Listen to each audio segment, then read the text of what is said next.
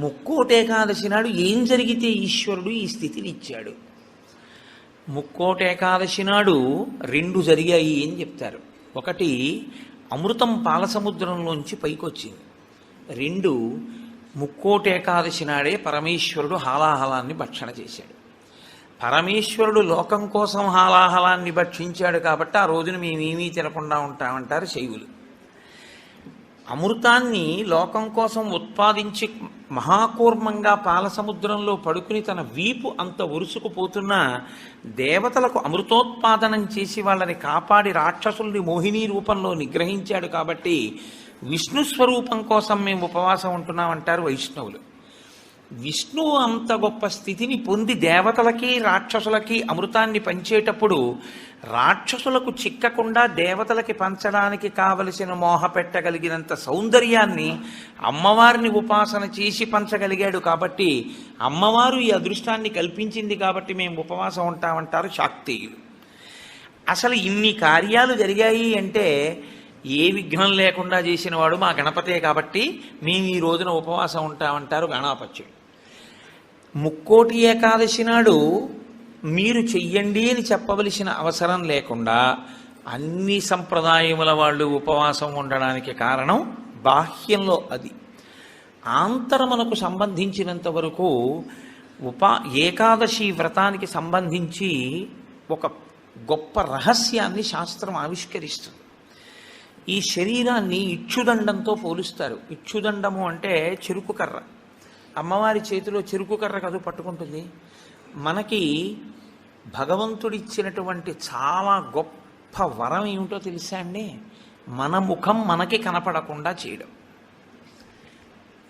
ఒక్క cell phone దొరికితేనే వాడు మైమరిచిపోయి 2 wheeler మీద సెల్ ఫోన్ చెవి దగ్గర పెట్టుకుని యాక్సిడెంట్లు చేస్తున్నాడు. ఎవడి ముఖం వాడికి కనపడింది అనుకోండి, ఇంకా ఇతరాలు ఎందుకు చూస్తాడు? వాడి ముఖం వాడు చూసుకుంటూ కూర్చుంటాడు. అద్దం దొరికింది అనుకోండి, ఎందుకంత సంతోషం? ఎవడికి వాడంత అందగాడు వాడికి లేడు. ఆ అద్దం చూసుకుంటూ మురిసిపోతుంటాడు పసిపిల్లల దగ్గర నుంచి. తన స్వరూపము, స్వ అన్న మాట వాడడం కూడా మంచిది కాదు. ఎందుకంటే శంకరాచార్యులు వారు స్వరూప అన్న మాటని వేరొక చోట వాడతారు. స్వరూపానుసంధానం భక్తిరుత్యభిధీయతే అంటారు. అందుకని తన రూపాన్ని తాను చూసుకుని మురిసిపోవడానికి ఉపకరణము దర్పణము, అద్దము. ఎప్పుడూ మనకెలా ఉంటుందంటే చెరుకు కర్రకి కింద నుంచి పై వరకు మీరు ఎక్కడ కొరకండి తీపే, అలాగే మన శరీరం అంటే కింద నుంచి పై వరకు మనకి తీపే. ఈ శరీరంలో అబ్బాయి బొట్టు పెట్టుకోరా అన్నారనుకోండి, వాడికి బొట్టు పెట్టుకోవడానికి చిన్నతనం. బొట్టు పెట్టుకుంటే వాడి అందం అంతా ఏదో పాడైపోతుందని వాడికి ఒక భ్రాంతి. అందుకని వాడు బొట్టు పెట్టుకోడు. వాడు బొట్టు పెట్టుకోక ఏం కోల్పోతున్నాడో వాడికి తెలియక బొట్టు పెట్టుకోవడానికి పెద్ద భేషజం. నిజంగా నువ్వు పెట్టుకున్న బొట్టు నీకు సాంప్రదాయికమైన సౌందర్యాన్ని, ఎంత సౌందర్యాన్ని తీసుకొస్తుందో నీకు తెలియదు. ఈశ్వరుడు పుట్టుమచ్చ తీసుకొచ్చి పెట్టుంటే ఏం చేస్తావు? పెట్టుకోరా అన్న బొట్టు మాత్రం పెట్టుకోవడానికి మనకు అంత కష్టం ఎందుకని? అయ్యి బాబోయ్, ఈ శరీరం యొక్క అందం ఏమైపోతుందో అని. కానీ శాస్త్రం అంటుంది, అసలు 84 లక్షల జీవరాశులలో ఈశ్వర పథంలో నడవడానికి అనువైనటువంటి ఉపాధి ఒక్క మనుష్య ఉపాధి మాత్రమే. ఏకాదశి వ్రతం జంతువుకుందా? లేదు, మనుష్యునికే ఉంది. భగవన్నామం చెప్పగలిగినటువంటి అదృష్టం ఇతర ప్రాణికుందా? ఒక్క మనుష్యుడికి ఉంది. భగవత్ పూజ చేసేటటువంటి అదృష్టం ఇతర ప్రాణికి ఉందా? ఒక్క మనుష్యునికే ఉంది. ఇన్ని అదృష్టములు మనుష్యునకు ఉన్నా మనుష్యుడు దేని కొరకు వీటన్నిటినీ విడిచిపెడతాడు అని అడిగింది. అంటే దాన్ని చాలా గొప్ప రహస్యమైనటువంటి విధి విధానంలో కట్టడి చేసి మనిషికి భోగమునందు ఉండేటటువంటి లాలసని ఈశ్వరుడు నిరూపణం చేస్తాడు. ఉపాసన కాలమంతా దక్షిణాయనం అంతా ఉపాసన, ఉత్తరాయణం అంతా తరిస్తాడు. బాగా చదువుకోవలసిన సమయంలో చదువుకున్నవాడు పరీక్షలు రాసినప్పుడు రాసి ఇంక సెలవుల్లో ఆడుకున్నట్టు. దక్షిణాయనంలో ఉపాసన చేయడానికి అడ్డొచ్చేది అంటే ప్రకృతి. ప్రకృతి బాహ్య ప్రకృతి, ఇక్కడ ఉండేటటువంటి ప్రకృతి అంటే బ్రహ్మాండ ప్రకృతి, పిండాండ ప్రకృతి. మీరు చూడండి, దక్షిణాయనం ఆషాఢమాసం దగ్గరలో ప్రారంభం అవుతుంది. ఆషాఢమాసం దగ్గర నుంచి ఇంకా మీకు వరస అన్నీ ఈశ్వరోపాసనకి సంబంధించినవి. విఘ్నేశ్వర వ్రతకల్పం కానివ్వండి, లేకపోతే శ్రావణ మాసం శుక్రవారాలు కానివ్వండి, మంగళగౌరీ వ్రతం కానివ్వండి, ఆ తర్వాత వచ్చేటటువంటి శరత్కాలంలో వచ్చే దేవీ నవరాత్రులు కానివ్వండి, తదనంతరం కార్తీకం, మార్గశీర్షం, పుష్యం, మాఘం, ఇవన్నీ విశేషమైనటువంటి ఆరాధన. భగవంతుణ్ణి ఆరాధించి మిక్కుటమైన ఫలితాన్ని పొందడానికి కావలసిన తిథులన్నీ అక్కడే ఉంటాయి. కానీ ఈయన ఎందుకు లేవలేడు, ఎందుకు ప్రాతకాల స్నానం చెయ్యలేడు? ఒక్కటే కారణం, గాలి అక్కర్లేదు, ఉన్న తలుపులు వేసేస్తే చాలు. కొత్తగా ఏసీ అక్కర్లేదు, ఓ పల్చటి దుప్పటి మీద పడేసుకుంటే చాలు, చక్కగా నిద్ర పట్టేస్తుంది. తెల్లవారకట్ట లేవలేడు, సంధ్యావందనం చేయలేడు, కార్తీక సోమవారం నువ్వేమీ చేయక్కర్లేదు, స్నానం చేయలేడు, దేవాలయానికి వెళ్ళలేడు, ఉపవాసం ఉండలేడు.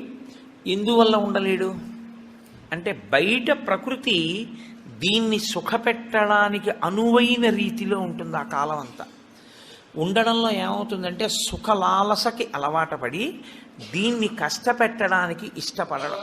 కానీ శాస్త్రం అంటుంది, నీకు బెల్లం కావాలి, పంచదార కావాలి, చెరుకు కర్ర ఉంటే వస్తాయి, మంచిదే. కానీ చెరుకు కర్ర ఒక్కటి అక్కడ పెట్టి నువ్వు బెల్లంగా మారు అంటే మారుతుందా? మారదు. నువ్వు పంచదారగా మారుతుందా? మారదు.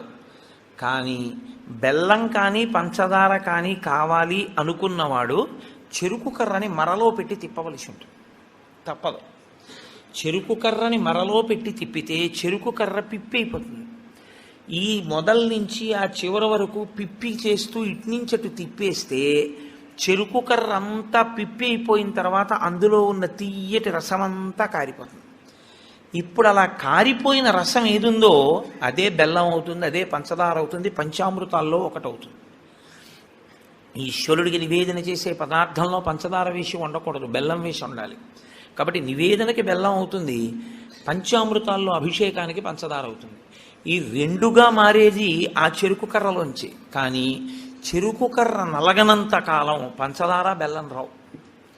చెరుకు కర్రే కారణమైనా నేను నలగను అని చెరుకు కర్ర అందనుకోండి, పంచదార బెల్లం రాదు.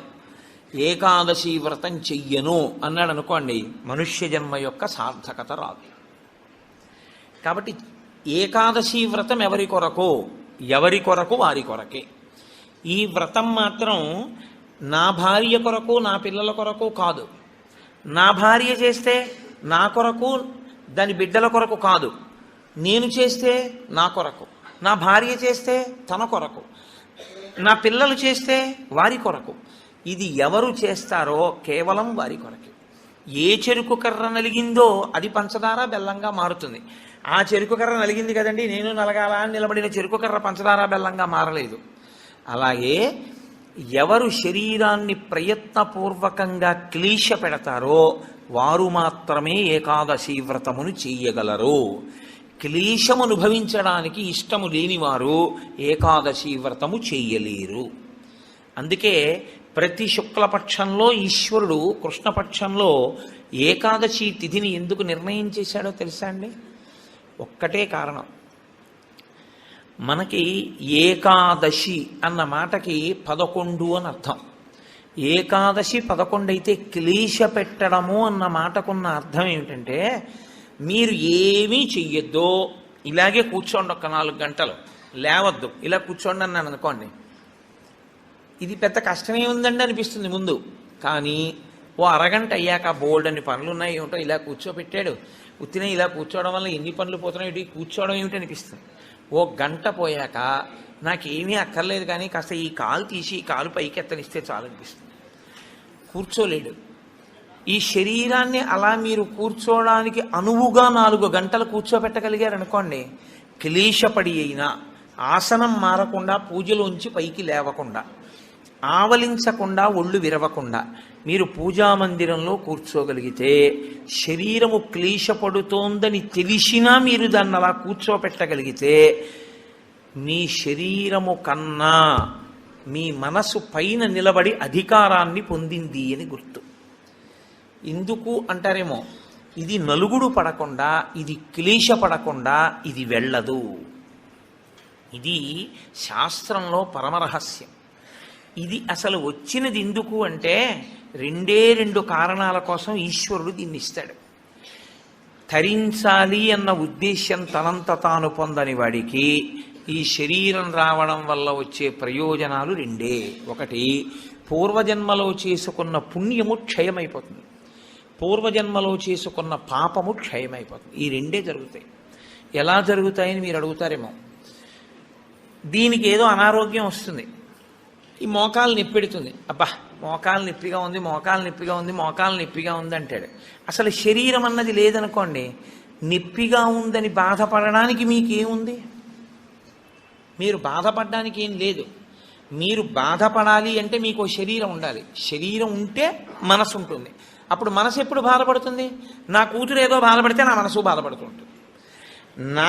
నేను చేసుకున్న పాపపుణ్యాలు పోవాలి అంటే ఈ శరీరంతోనే నేను పోగొట్టుకోవాలి. నేను అలా ఓ భవనాన్ని చూపించి ఇది నాదే, ఇది నాదే, ఇది నాదే అంటున్నాను అనుకోండి, నా పుణ్యం పోతూ ఉంటుంది. ఎందుకంటే మీరు ఎంత పొంది ఉన్నారో అంత వలన ఈశ్వరుడు అంత పుణ్యాన్ని క్షయం చేస్తాడు. నీకు ఇంత పుణ్యం చేశావు, అది పోతే ఇదిగో ఇంత నీకుంది అన్న అధికారం ఇస్తాను. ఇన్ని మాటలు నాదని నువ్వు అనొచ్చు. ఇంత పుణ్యం నీకు పోతే ఇంత సుఖాన్ని నువ్వు అనుభవించవచ్చు.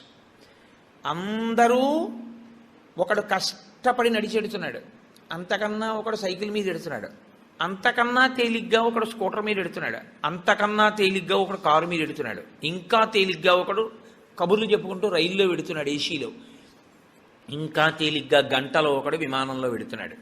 భోగమునందు స్థాయి మార్పులో ఈశ్వరుడు పుణ్యాన్ని క్షయం చేసేస్తాడు. అంటే నీవు అందులో ఎంత కష్టపడవలసి ఉంటుందో అంత కష్టాన్ని దాటేస్తావు. ఓ 1000 కిలోమీటర్లు ప్రయాణం చెయ్యవలసి వస్తే, నిజంగానూ పాదచారి అయి నడవవలసి వస్తే పడవలసిన క్లేశాన్ని 2 గంటల్లో ఓ సీట్లో కూర్చుని ఏసీలో పేపర్ చదువుకుని వెళ్ళిపోయావు. వెళ్ళిపోవడం వరకు బాగానే ఉంటుంది, వెళ్ళిపోయిన కారణం చేత నీ పుణ్యం క్షయమైపోతుంది. నిన్ను విమానంలో పంపించానా లేదా 2000 కిలోమీటర్లు? ఉత్తినే వెళ్ళావా? డబ్బు ఇచ్చాను కాబట్టి టికెట్ కొనుక్కున్నావు. డబ్బు ఎక్కడి నుంచి వచ్చింది అనుకుంటున్నావు? చేసిన పుణ్యం పోతే వచ్చింది. కాబట్టి ఇప్పుడు ఈశ్వరుడు పుణ్యాన్ని తగ్గిస్తాడు. పుణ్యాన్ని తగ్గిస్తూ ఐశ్వర్యమునిచ్చి క్షయం చేసేస్తాడు భోగంగా. మీరు అనుభవించకపోయినా నాదని పోగొట్టేస్తాడు. నాది అంటూ ఉండడం వల్ల పోతూ ఉంటుంది. ఇప్పుడు పెద్ద ప్రారంధం ఎక్కడొస్తుందంటే, గత జన్మలలో చేసిన పుణ్యం క్షయం అయిపోయి వారసుడికి ఆస్తిగా వెళ్ళిపోతుంది. మీరు కొంచెం జాగ్రత్తగా నేను చెప్పే తర్కాన్ని పట్టుకోవాలి. ఓ 1,00,000 రూపాయలు కష్టపడి కష్టపడి కష్టపడి కష్టపడి కష్టపడి దాచాడు, ఇదంతా నాది నాది నాది, నేనెవరికి ఇవ్వను, నేనెవరికి ఇవ్వనన్నాడు, వెళ్ళిపోయాడు. ఎవరికి ఎడుతుంది అది? కొడుక్కో కూతురుకో వెళ్ళిపోతుంది. ఇప్పుడు 1,00,000 రూపాయలు మిగిలింది అంటే ఆయన పుణ్యం ఏమైంది? పోయింది, జీవుడి పుణ్యం. 1,00,000 రూపాయలు ఏమైపోయింది? వారసుడికి వెళ్ళిపోయింది. జీవుడు ఏమైపోయాడు? దరిద్రుడైపోయాడు. శాస్త్రం అంటుంది, నిజంగా నీది నువ్వే అనుభవించాలనుకుంటే మార్గం ఏమిటో తెలుసా? దాన్ని దానం చేయడమే. దానం చేస్తే నీకు పుణ్యం అయిపోయి మళ్ళీ నీ దగ్గర పడిపోతుంది వచ్చి. మళ్ళీ నువ్వు జీవుడిగా ఇంకొక శరీరంలోకి వెళ్ళినప్పుడు నీతో పాటే ఆ పుణ్యం వస్తుంది. వచ్చి మళ్ళీ నువ్వు భోగం అనుభవించడానికి పుణ్యం అడ్డొస్తుంది. నువ్వు ఇక్కడ విడిచిపెట్టి అక్కడ శరీరాన్ని విడిచిపెట్టేశావు. శరీరం విడిచిపెట్టిన ఉత్తర క్షణంలో ఇంక జీవుడికి సంబంధం లేదు, దానికి సంబంధించింది వేరే శరీరంలోకి వెళ్ళిపోతాడు. అక్కడ సుఖాన్ని అనుభవించడం, దుఃఖాన్ని అనుభవించడానికి మళ్ళీ నీ పాపపుణ్యములే లెక్క. ఏది ఏం పెట్టి అనుభవింపజేయాలి? అందుకని బాగా కష్టపడిపోతున్నాడు, పాపం పోతోందని గుర్తు. బాగా సుఖపడిపోతున్నాడు, పుణ్యం పోతోందని గుర్తు. మీరు జాగ్రత్తగా పట్టుకుంటే, బాగా కష్టపడుతున్న వాడెవరో వాడు తన పాపాన్ని పోగొట్టుకుంటున్న అదృష్టవంతుడు.